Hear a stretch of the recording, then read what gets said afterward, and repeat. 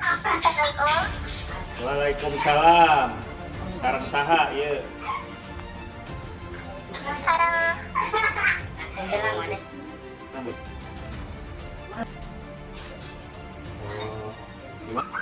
Ada persoalan apa ini? mau bertanya Pak, tadi kan sudah komen di channel YouTube Bapak gitu ya.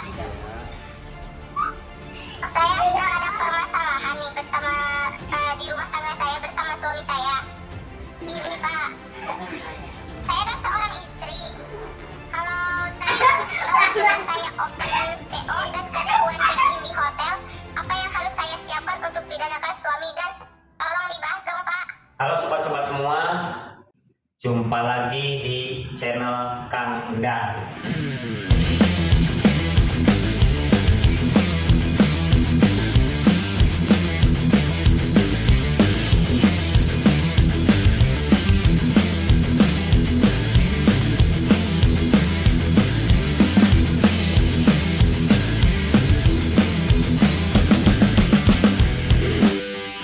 Nah, karena Kang Endang baru membuka channel Kang Endang lagi karena selama 10 hari kebelakang itu ada kegiatan untuk melakukan investigasi di Provinsi Jambi. Nah, kegiatan-kegiatan inilah yang menyebabkan Kang Endang baru muncul saat ini.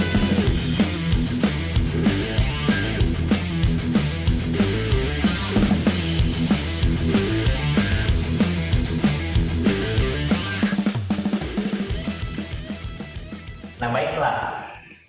Tadi ada pertanyaan dari seorang ibu rumah tangga yang namanya Ibu. Dia mengalami bahwa suaminya diduga melakukan perselingkuhan dengan perempuan lain.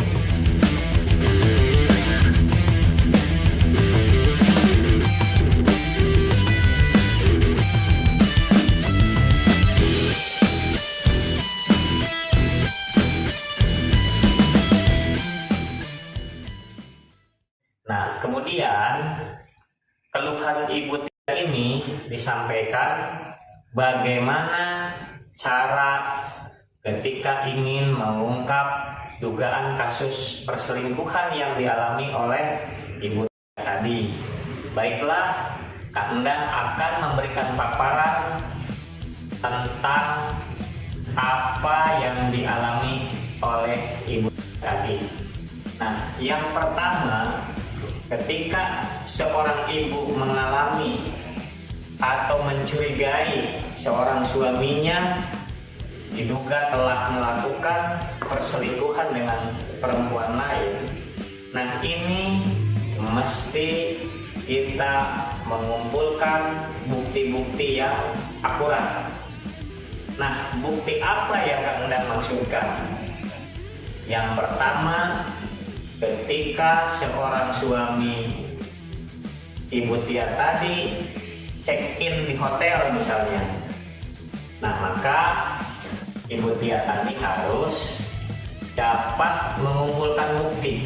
Nah, tentu ketika seorang tamu check-in di hotel itu akan menggunakan identitas.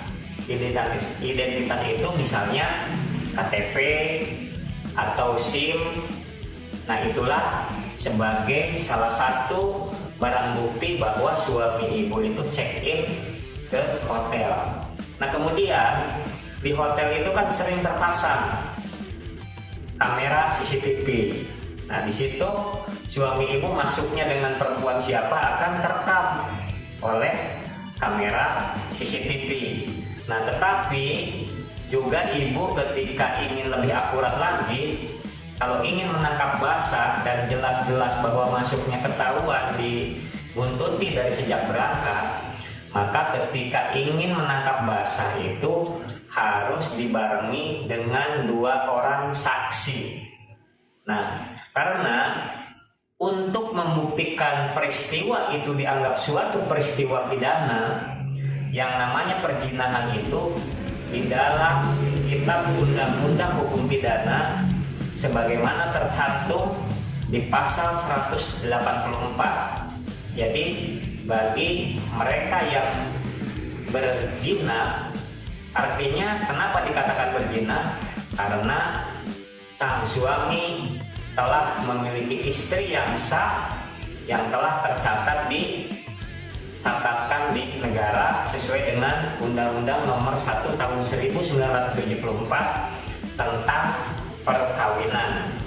Nah tentu ketika sudah diikat dengan perkawinan, ketika salah satunya itu berzina, maka ancaman pidananya sesuai dengan pasal 184 tadi selama 9 bulan. Nah cukup lumayan kan, 9 bulan ini bukan waktu yang sedikit. Ancaman 9 bulan ini bisa saja vonis hakimnya itu 4 bulan misalnya, 5 bulan misalnya, atau 6 bulan. Nah anggaplah ketika vonis 6 bulan itu kan suatu penderitaan bagi pelaku, apalagi bagi orang yang berumah tangga itu telah memiliki anak. Nah juga akan menjadikan penderitaan bagi anak-anak yang mengalami peristiwa seperti itu. Nah tentu untuk mengantisipasi persoalan-persoalan yang mengandung dugaan perselingkuhan itu yang mengakibatkan terjadinya pelaporan suatu tindak pidana perzinahan. Nah mesti hubungan rumah tangga ini dijaga dengan baik, saling mengawasi, saling berkoordinasi agar masalah-masalah yang menyangkut perselingkuhan ini dapat terminimalisir. Nah itu Kang Endang memberikan informasi dan wawasan kepada sobat-sobat semua. Semoga apa yang Kang Endang paparkan ini menjadi suatu ilmu pengetahuan bagi masyarakat, khususnya bagi mereka yang telah berumah tangga, yang resmi mempunyai surat nikah yang didaftarkan di kantor urusan agama di wilayah masing-masing. Jadi kita mesti suami istri itu saling memahami, saling mengawasi, dan saling mengingatkan. Karena sifat manusia itu adalah sifatnya salah dan hilaf. Nah kemudian Kang Endang ingin memberikan tip kepada sobat-sobat yang telah memiliki suami atau istri. Nah bagaimana caranya supaya suami atau istri jangan berselingkuh? Jadi ada tipnya sobat-sobat gitu ya. Ada caranya. Caranya seperti apa? Yang pertama, seorang istri itu harus dandan yang cantik ketika ada di rumah.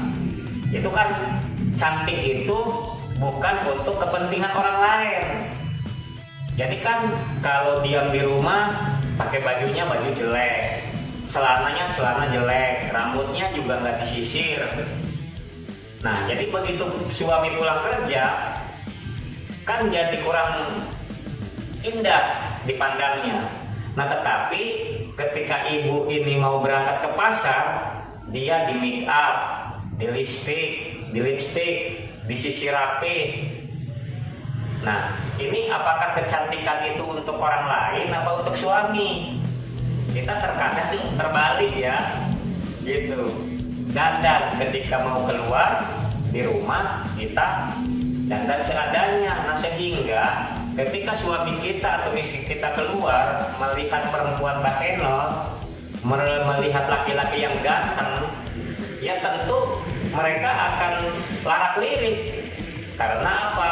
Melihat istri di rumah atau melihat suami di rumah yang membosankan. Udah rumah tangga cukup lama, dari sejak perkawinan sampai punya anak 25 tahun misalnya rumah tangga.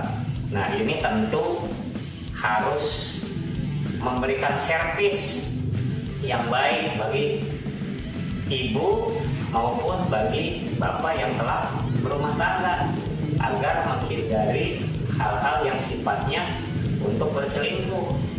Nah misalnya seandainya kita meramu suatu masakan di rumah, kalau setiap masak sayur asin lagi, itu tentu begitu suami atau istri makan makanan di luar yang enak, tentu di rumah ini akan sering ditinggalkan. Dia memilih makan di luar. Nah, itu tip yang Kak Endang sampaikan.